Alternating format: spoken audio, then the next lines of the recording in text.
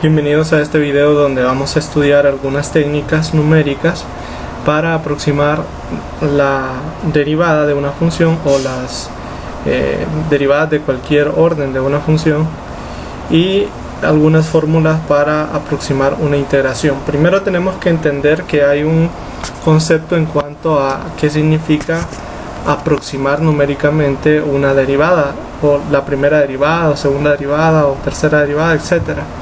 Entonces la idea, el concepto, reside aquí en esta oración que escribí aquí. Veamos lo que nos dice. Nos dice aproximar la derivada enésima en un punto X usando exclusivamente evaluaciones de la función. Ese es el principio de esta técnica. Es decir, nosotros por ejemplo queremos encontrar la derivada de una función en un punto dado simplemente evaluando a la misma función. Esa es principalmente la idea. Entonces ya vamos a ver claramente qué significa esto de utilizar solamente algunos puntos.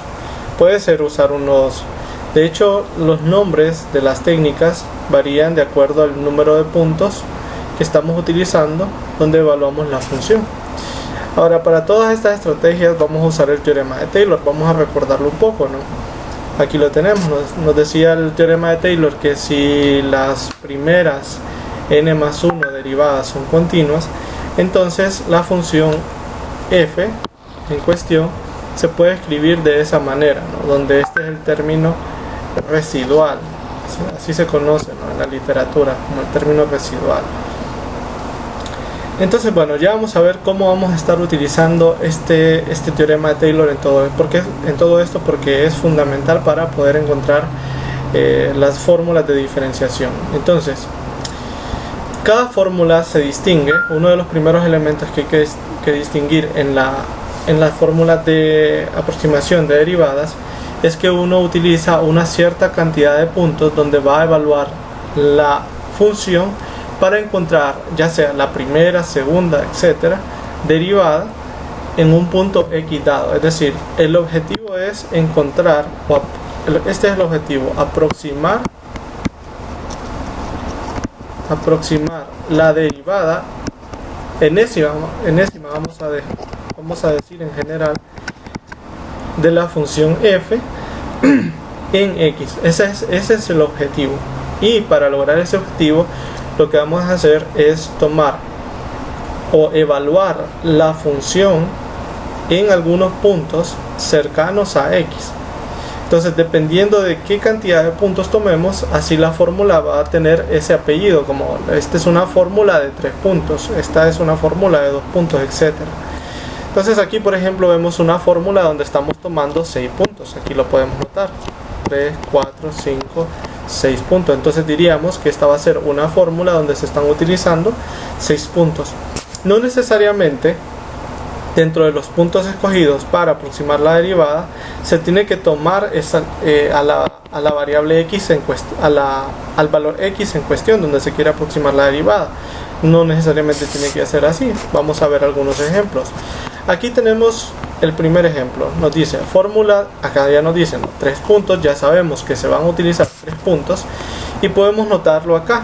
Lo voy a resaltar en color amarillo. Acá están los 3 puntos: x menos h, x y x más h. H es una pequeña desviación de x, ¿no?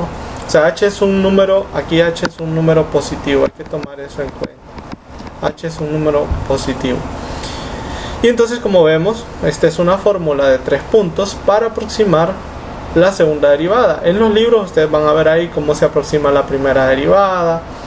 Hay algunas fórmulas para la tercera derivada, etcétera, ¿no?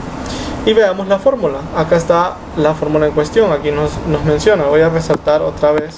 Voy a resaltar esta parte en color rosado. Esta es la fórmula. Podemos notar que aquí nos dice, ¿no?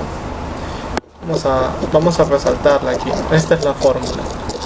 Y aquí nos dice, ¿no?, que la segunda derivada en X se puede aproximar con una combinación de estos 3 puntos donde nosotros evaluamos a la función. Entonces, aquí está el objetivo representado, ¿no? Miren que acá estamos evaluando la función en esos 3 puntos, ¿no? Y esto representa una aproximación de la segunda derivada. Ahora, la pregunta que puede surgir es ¿por qué esta es una buena fórmula, ¿no? O sea, ¿por qué tiene que ver evaluar la función en esos puntos con la segunda derivada? Entonces vamos a responder esta pregunta del modo usual, no como se presenta en todos los libros, usando una técnica de series de Taylor. Entonces vamos a ver lo siguiente. Si nosotros teníamos lo siguiente, aquí teníamos la fórmula de Taylor, pueden verla aquí, esta es la fórmula de Taylor. Nosotros podemos escribir la fórmula de Taylor en términos más generales. Podemos escribir la fórmula de Taylor de la siguiente forma: f de x más h, como una fórmula de Taylor, se puede escribir como la derivada enésima en x sobre n factorial por h a la n. Vamos a cambiarle aquí, vamos a ponerle a mejor. Es una forma en la que nos es útil la fórmula de Taylor. Vamos a poner acá un cierto n, y aquí sabemos que el término residual siempre es una constante. Es la derivada enésima evaluada en un valor que está garantizado que existe, ¿no? Fue algo que vimos en la primera semana.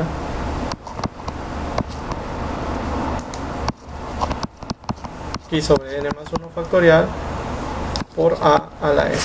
Entonces esta es la misma fórmula de Taylor, solo que escrita de otra manera, ¿no? Pero es exactamente la misma, la que había escrito en la parte de arriba, donde en este caso esta sí pertenece, vamos a decir, bueno, es complicado escribirlo de esta manera, vamos a decir así mejor, donde sí se encuentra entre x y x más a, ¿no? Ahí donde se encuentra sí.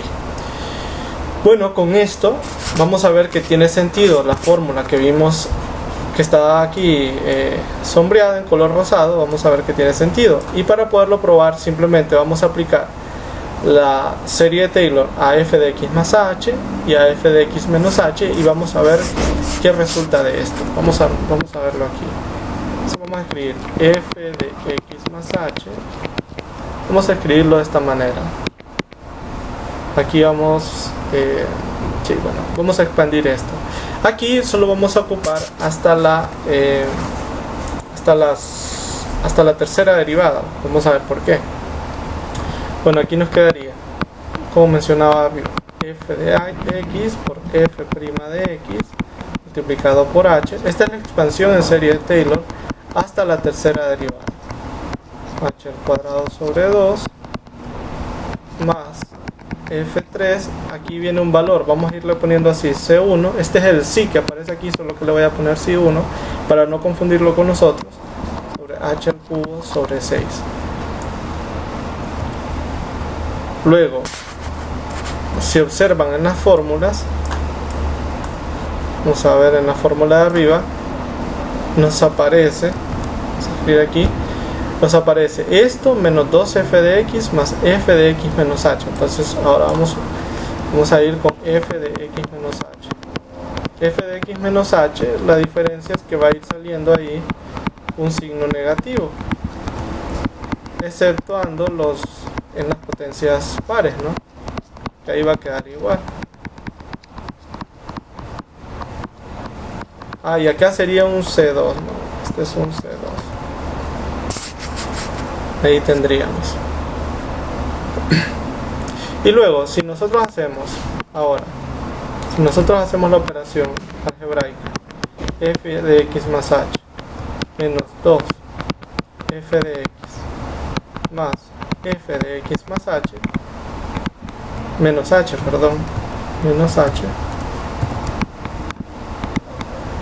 y claro, esto lo dividimos, como dice la fórmula, entre h cuadrado. Vamos a ver qué resulta de esto. Pueden notar ustedes que estos términos se van a ir sumando, mientras que estos términos de acá, vamos a ponerlos en color los términos que van a sumar son estos, ¿no? Este se va a sumar, este se va a sumar también. En cambio, este de acá, por ejemplo, se va a restar con este, ¿no? Y estos no se van a restar porque recordemos que este C1 y C2 pues no son los mismos, no son exactamente los mismos. Entonces, ¿qué nos quedaría de todo esto? Vamos a escribir aquí. Quedaría 1 entre h cuadrado. Y si nos fijamos, f de x más f de x menos 2 f de x, eso quedaría 0 también. La primera derivada vemos que se cancela, así que solamente nos queda 2f' de x h al cuadrado sobre 2 más f' de x h al cubo sobre 6 menos f' h al cubo sobre 6. Tendríamos eso, ¿no? Después de hacer esa suma. Ahí. Y bueno. Sí, ahí ya tenemos, ¿no? Luego, esto de acá, si nosotros multiplicamos, pues simplificamos todo, vamos a darnos cuenta que queda f' de x más h dividido por 6 por f' de C1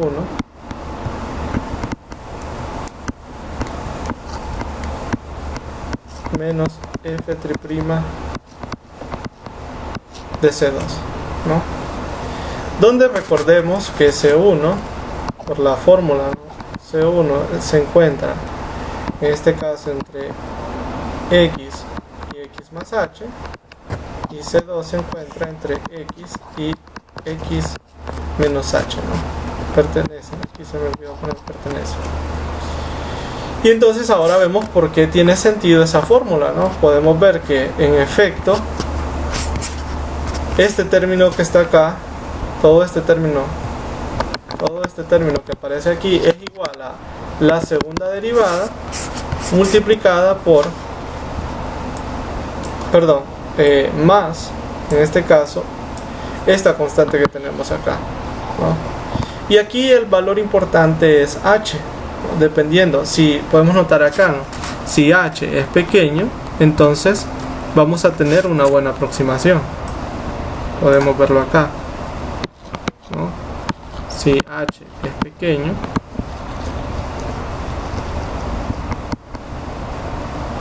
entonces la aproximación mejor.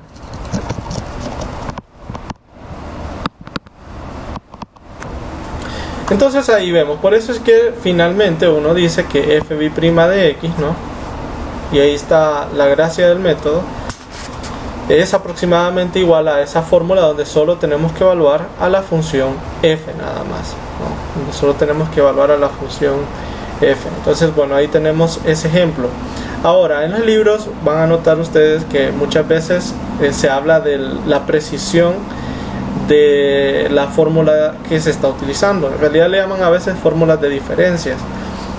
Entonces la precisión depende del exponente que tenga h. En este caso, como h tiene exponente 1, dice uno que es de precisión 1.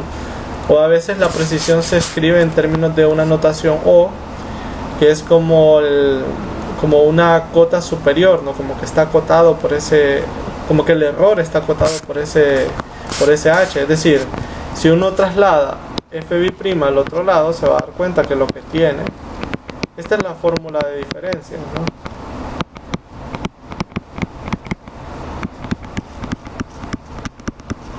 Entonces, si uno traslada al otro lado la segunda derivada, que es lo que se quería aproximar, lo que nos queda en efecto es h sobre 6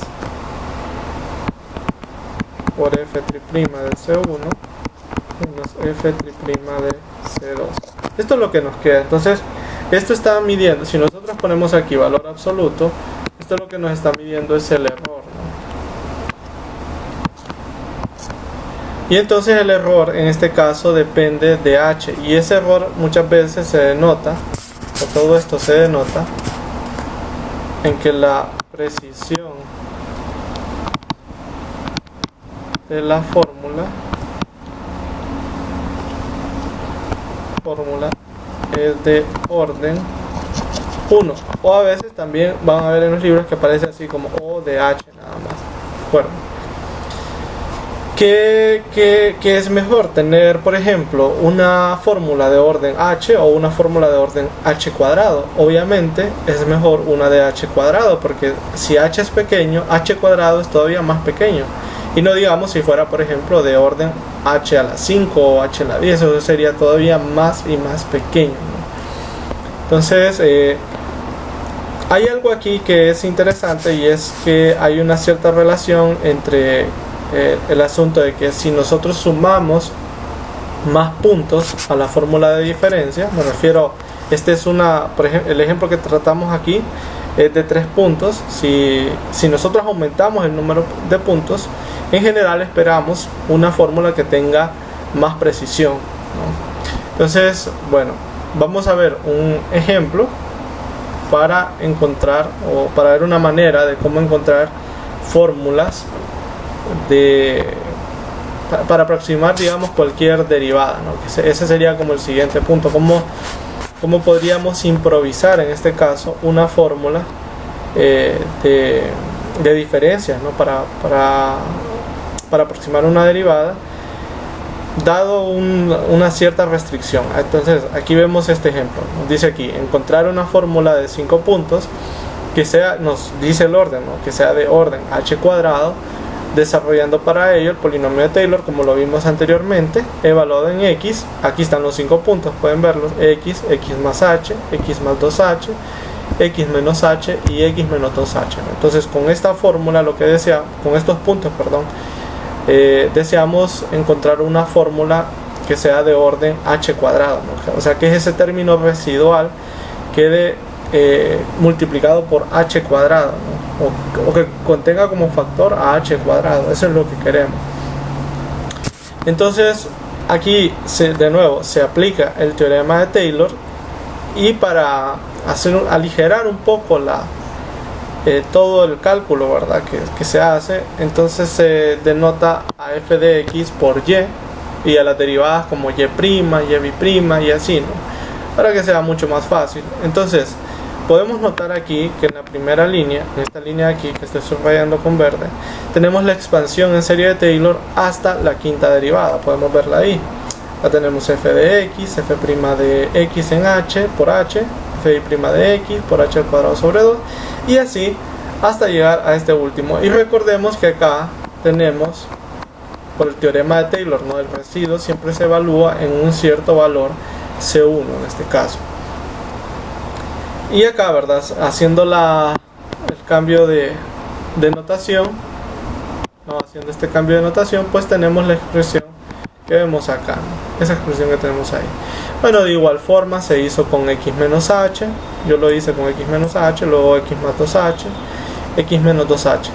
¿Y cuál es la estrategia de este método, ¿no? o de estos métodos de diferencia? Como podemos ver, en estos métodos de diferencia, lo que se hace es que se divide o se escribe, una combinación de la función evaluada en estos 5 puntos multiplicados por unas ciertas constantes. Vaya, regresando al ejemplo que teníamos antes, si nosotros nos fijamos, aquí aparecen f de x más h, f de x menos h, multiplicadas por las constantes 1, la voy a subrayar acá, aquí está multiplicado por 1 entre h cuadrado, aquí está multiplicado por 2 y aquí está multiplicado por 1, o sea, es una combinación lineal, dice 1.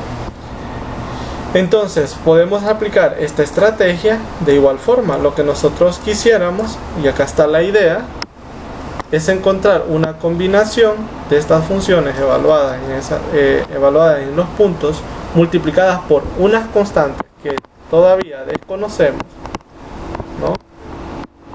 Y dadas las restricciones del problema, nosotros vamos a poder ajustar esas constantes.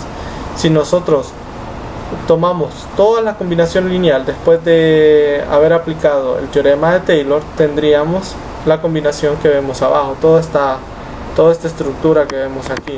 Lo voy a poner así. Todo esto es después de evaluar en las expresiones que surgen del teorema de Taylor, ¿no? Podemos ver que aquí nos aparece una constante multiplicada por y, siempre hay que separarlas por las derivadas, ¿no? Esta otra constante multiplicada por y', esta multiplicada por y', y bueno, lo que nosotros deseamos es que toda esa combinación dé como resultado, recordemos que el problema nos dice, ¿no?, que lo que queremos aproximar es la tercera derivada, si no me equivoco. Vamos a ir aquí, encontrar una fórmula de puntos que se va desarrollando por uno. Sí, aquí no lo mencioné, ¿verdad? Aquí me faltó. Sí, se desea una de para aproximar la tercera derivada, ¿no? Para aproximar la tercera derivada. No lo escribí, no sé por qué. Bueno, entonces, siguiendo esa idea, que queremos aproximar la tercera derivada, lo que tendríamos que hacer es tratar de anular estos coeficientes. Pueden ver ustedes aquí. Nosotros trataríamos de evaluar este coeficiente, este se haría 0, este se haría 0 también, este podemos hacer que se haga 0 también. Miren que ahí ya tenemos. Hasta ahí, pues todo bien, no aparecería ni y, ni y', ni y'. Y esta queremos que se mantenga, ¿no? Así que, por ejemplo, yo decidí, como pueden ver en la parte de abajo, hacer que ese coeficiente sea igual a 1, lo que vemos acá. Y además, esto es bastante importante, el elemento, uno podría decir, pues la cuarta derivada ya no la necesito, pero no. Queremos también que se anule, porque recordemos que nos está pidiendo una fórmula de orden h cuadrado. Y como vieron en el ejemplo anterior, al final de todo este procedimiento vamos a tener que dividir por h al cubo. Y si yo divido esta derivada que está multiplicada, esta cuarta derivada que está multiplicada por h a la 4, que me equivoqué, acá es h a la 4, entonces no me va a quedar de orden h cuadrado, sino que me va a quedar de orden h. Entonces por eso ocupo la quinta derivada. Así que además necesito que este coeficiente también se haga 0. Y eso nos da el sistema que vemos aquí en la parte de abajo, ¿no? Imponiendo esas condiciones nos queda este sistema. Yo este sistema lo resolví, no lo resolví a mano, ¿verdad? No es necesario que lo resuelvan a mano.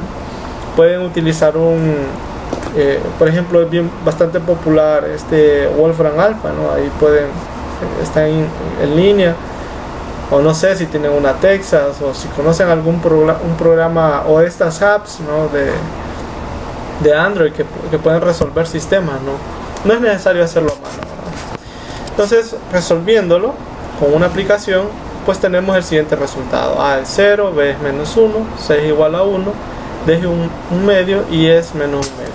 Con esa información, pues técnicamente ya tenemos la fórmula de diferencia. Aquí vamos a separar un poco porque esto se mezcló con el tema anterior. Muy bien, entonces aquí tenemos la solución, ¿verdad? Sustituyendo, pues obviamente va a quedar la tercera derivada y el término, y va a quedar el término también. Vamos a un poquito más pequeño aquí. En concreto, pues al final, despejando para la tercera derivada, tendríamos este resultado que vemos acá, ¿no? Sé que aquí hay unas constantes. Recordemos que aquí ya salía una constante del teorema de Taylor, ¿no? Salía un Si1, Si2, Si3, Si4, digamos. Entonces es posible, existe un resultado que permite promediar estos valores y extraer un solo valor donde se evalúa la quinta derivada en este caso. Pueden leerlo ahí en el libro, ahí está el resultado, ¿no? Pero bueno, este paso quizás no es tan relevante. Lo más importante es notar que aquí queda la fórmula de orden. Perdón, acá. Notar que la fórmula queda de orden h cuadrado, ¿no?, que era lo que se quería. Entonces aquí estamos aproximando la tercera derivada con una fórmula de diferencias que es de orden h cuadrado. Bueno, ahora vamos a continuar con los métodos de integración numérica. Entonces el objetivo es bastante similar, como podemos leer aquí, es aproximar, muy parecido me refiero a los métodos para derivadas, es aproximar la integral de AB de una cierta función, nuevamente evaluando únicamente en la función f, ¿verdad? Solamente haciendo puras evaluaciones. De igual manera, el método consiste en escoger una cierta cantidad de puntos en el intervalo de AB que se pueden denotar así como x sub 0, x sub 1 hasta x sub n, y con estos puntos aproximar, como vemos aquí en la parte de abajo, con una combinación lineal la integral en este caso, ¿no? Entonces aquí hay bastante variedad. Uno puede decir que los puntos pueden estar separados de formas no simétricas, o puede ser que estén separados de formas simétricas. En los libros normalmente se habla de las fórmulas de Newton-Cotes, y hay dos versiones, hay una cerrada y otra abierta. Aquí vamos a ver la cerrada, queda pendiente que estudien las abiertas. En una fórmula cerrada el esquema es bastante sencillo. Se tiene un intervalo AB, como vemos aquí, y lo que se hace es que se separan por la misma distancia los puntos hasta llegar a B. Aquí, por ejemplo, el punto A es x sub 0, como podemos ver acá. El siguiente punto es x sub 1, x sub 2, y todos van separados. La distancia entre uno y otro es h, y así hasta llegar hasta x sub n. Podemos ver que el término x sub n va a ser a más nh, de donde h se ve que es simplemente b menos a dividido por n. Es decir, si por ejemplo tomáramos 10 puntos, sería b menos a entre 10, y así, ¿no? La idea para el método de Newton-Cotes es que nosotros aproximemos, como se había mencionado antes, la integral de esta manera, o de esta forma de acá. Y en este caso, esos coeficientes que vemos ahí para este tipo de método es simplemente esta integral que vemos acá, esta integral que vemos aquí. Esos coeficientes se pueden calcular de esa manera, donde SLI, L sub i, es el polinomio que es parte de la fórmula de polinomios interpolantes de Lagrange. Es decir, L sub i de x específicamente es, vamos a escribirlo aquí, yo no lo había escrito, específicamente es x menos x sub 1. Vamos a ver si no lo escribí, no creo que no lo escribí, lo voy a escribir acá, x menos x y menos 1, x menos x y más 1,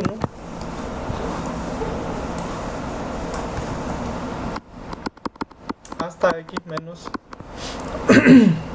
x sub n. Aquí empieza en 0, ¿no? Me equivoqué. Y esto dividido, recordemos, sobre xy menos x sub 0, xy menos xy menos 1, xy menos xy más 1,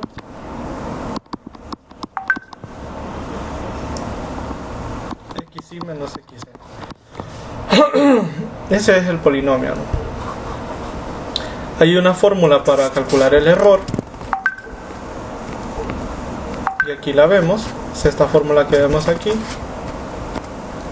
Nos dice que el error, o sea, la integral exacta menos la aproximación, es esta expresión que vemos aquí, ¿no? M de n más 1 sobre n más 1 factorial multiplicada por la integral de AB del valor absoluto de este polinomio. Este polinomio que vemos aquí es simplemente este que se observa acá, pueden notarlo ahí, x menos x sub 0 multiplicado por x menos x1 hasta x menos xn. Y m de n más 1 es una constante que viene representada por el máximo del valor absoluto de la derivada n más 1, ¿no? Entonces, bueno, ahí tenemos las maneras, ¿no?, para poder encontrar para poder aproximar una integral, ¿no? Y algo que es muy importante en esto es entender el grado de exactitud de una fórmula de integración. Entonces, el grado de exactitud de una fórmula de integración se entiende como el entero positivo más grande, n en este caso, a decirlo así de esta manera,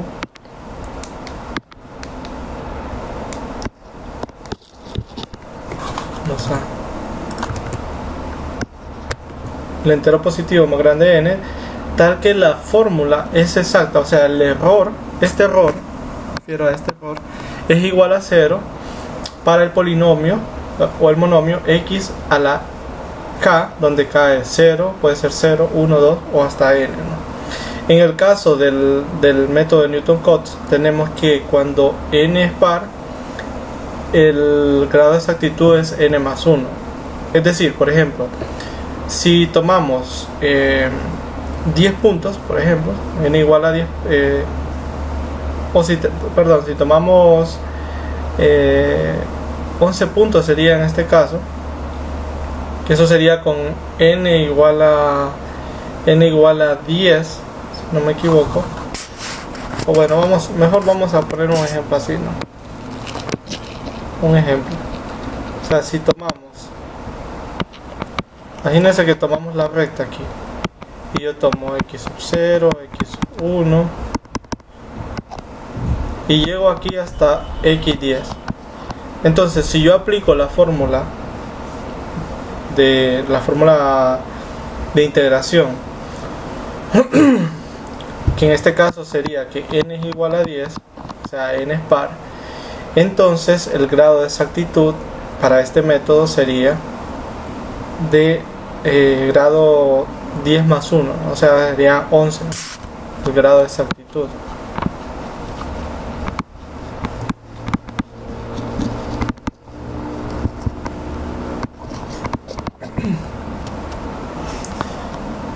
Si por ejemplo, vamos a poner como un caso A, si se tomara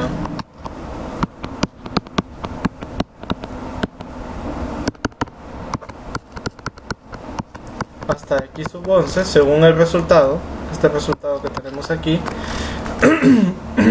entonces el grado de exactitud seguiría siendo 11, ¿no?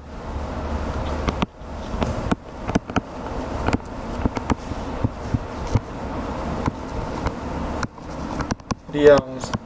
Entonces podemos ver que hay una cierta ahí preferencia por los casos pares, ¿no? Cuando tenemos un caso par. Bueno, vamos a continuar con el último método. Uno de los métodos más interesantes es la cuadratura. Todas estas son fórmulas de cuadratura, van a leer ustedes en el libro. Pero hay una que es bastante especial, es la cuadratura gaussiana, puesto que tiene el grado de exactitud es mucho mejor que en el caso anterior, ¿no? En el caso de los métodos de Newton-Cotes. Entonces vamos a ver cómo funciona la cuadratura gaussiana. Primero que todo, se tiene que, al inicio que estamos integrando de menos 1 a 1. Esto no es ningún problema, porque si estuviéramos integrando de a a b, podemos hacer un cambio de variable perfectamente para llevar nuestra integral al intervalo de menos 1 a 1. Entonces esa no es una limitante, ¿no? Simplemente es para hacer más simple todas las fórmulas y todos los resultados que vamos a ver aquí. Entonces, bueno, en principio tenemos una función que va de menos 1 a 1 a los reales. Entonces la idea es, de nuevo, ¿no?, integrar la función f de menos 1 a 1 a través de una combinación lineal de puntos, ¿no? Para poder entender esta fórmula es necesario conocer los polinomios de Legendre. Los polinomios de Legendre se construyen. Una de las formas en las que se puede construir es de esta manera, ¿no? Miren que están ordenados, ¿no? O sea, está el polinomio 0 de Legendre, está el polinomio 1 de Legendre, el polinomio 2, etcétera, y así, ¿no? Entonces, esta es una manera bastante cómoda, la verdad, de poderlos obtener, que es simplemente ejecutar esta derivada, ¿no? Y el polinomio resultante pues vendría a ser el polinomio de Legendre. Por ejemplo, en el caso el polinomio 0, aquí lo podríamos calcular solo para ver. El polinomio 0 sería 1, 2 a la 0, 0 factorial. Aquí no estaríamos derivando, así que nos quedaría x al cuadrado menos 1 a la 0. Y esto pues simplemente es 1. O sea, el primer polinomio de Legendre es 1. Entonces, sucede que en la fórmula, aquí pueden notar que va desde 1 hasta n. Ya los teníamos en la fórmula de Newton-Cotes, estaban desde 0 hasta n. Aquí es desde 1 hasta n. Sucede que estos puntos, estos x sub i que vemos acá, vendrían a ser, en esta técnica, ¿no? Son las raíces del polinomio enésimo de Legendre. Acá lo vemos. Es el polinomio enésimo de Legendre.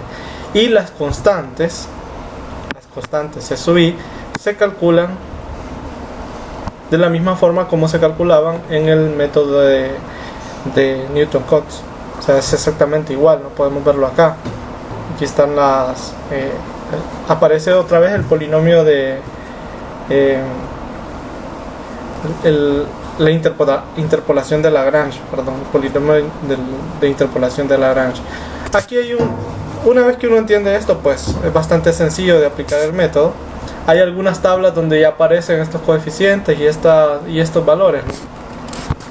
Aquí les hago el ejemplo con n igual a 2.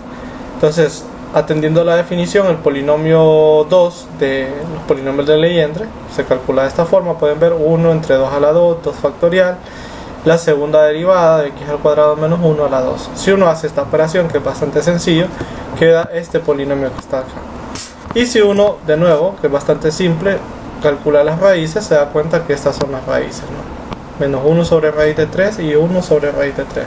Estos vendrían a ser los puntos donde vamos a evaluar a la función x1 y x2. Luego queda determinar de la manera usual C1 y C2, ¿no? Que es con el polinomio de Lagrange, ¿no? Que es x menos x2. Aquí este sería el primero, ¿no? X menos x2 entre x1 menos x2. Si uno hace esa integral, le queda 1. Y si hace el mismo procedimiento para C2, pues va a darse cuenta que da 1. Y así pues la fórmula quedaría de esta manera, ¿no? Pueden verla aquí, pueden verla ahí. Ustedes pueden tratar de encontrar las otras fórmulas. En los libros generalmente hacen un par, ¿no? para ver cómo funciona. Y bueno, tenemos finalmente el grado de exactitud. La ventaja del método de cuadratura gaussiana o integración gaussiana es que el grado de exactitud es 2n menos 1. Recordemos que Newton-Cotes era, si era par era n más 1, si era impar era n, pero aquí es, no importa si es par o impar, siempre es 2n menos 1, ¿no? O sea, es mucho mejor. Por eso es un método que realmente se prefiere cuando uno quiere bastante precisión, ¿no? En Octave hay un comando, quiero que lo investiguen. Todo esto queda pendiente para que ustedes lo lean. En Octave hay un comando que se llama quad. Este comando que escribí ahí pues sirve para aplicar el método de cuadratura gaussiana. Solamente que uno no tiene mucho control sobre el n que va a escoger, sino que depende mucho de la precisión que se desee, ¿no? Pero denle una leída. Queda también pendiente para que ustedes lean en cuanto en lo que se refiere a aproximación de derivadas, lean el método de extrapolación. En lo que se refiere a integración, lean el método de Newton-Cotes abiertos, nosotros vimos los cerrados, que no es casi lo mismo, ya van a ver ustedes, y vean qué es la integración compuesta. La integración compuesta es que se aplican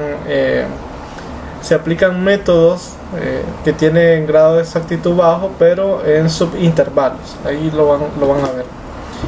Entonces, bueno, este era, sí, a grandes rasgos el tema de integración y diferenciación numérica. Entonces nos veremos en un próximo video. Espero que les haya servido.